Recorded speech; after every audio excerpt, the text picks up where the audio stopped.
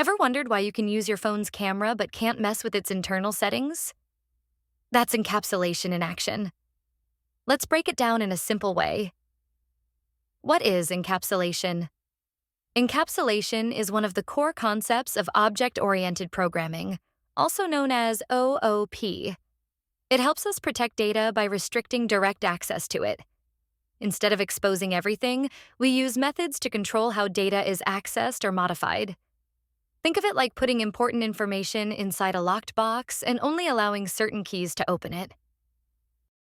Let's take a simple example. Your car. You can press a button to start the engine, but can you directly access the engine's inner workings while driving? No, because the engine is safely hidden inside the car's body. That's encapsulation. It protects the internal system while still allowing you to control the car in a safe way.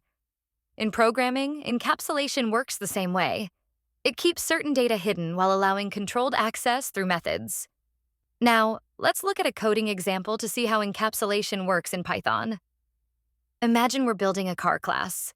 We'll have a public attribute for the brand name and a private attribute for speed. We'll then create methods to safely access and modify that speed. Here, wind_speed is a private variable, meaning it can't be accessed directly. Instead, we use a method to safely retrieve or modify its value. If someone tries to access the _jarg speed directly, they'll get an error. This ensures that the data remains protected and only changes in a controlled manner. Why encapsulation is important? Now, why do we even need encapsulation? Well, it has some key benefits. Data protection. It prevents accidental changes to important data. Code maintainability. It makes debugging and modifying code easier. Security.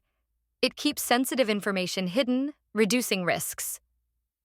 So, next time you write a program, think of encapsulation as putting your data inside a secure vault, allowing access only when necessary. It makes your code safer, more organized, and easier to maintain. If you found this explanation useful, hit like, subscribe, and drop a comment below. See you in the next video.